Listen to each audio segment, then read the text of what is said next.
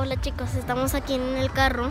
Vamos a ir a una tienda a comprar croquetas para nuestros perritos porque es importante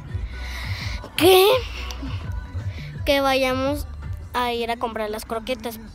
Porque si no le compramos croquetas ni sobres, se pueden estar muertos de hambre. Aquí les presento a mi mamá, que está bien dormida y está roncando. Bájale, pa, para ver cómo ronca. Ya escucharon.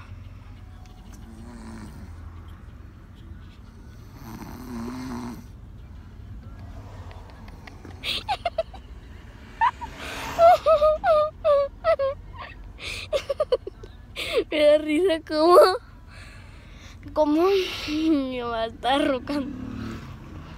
Les grabo cuando estemos en la tienda. Bye.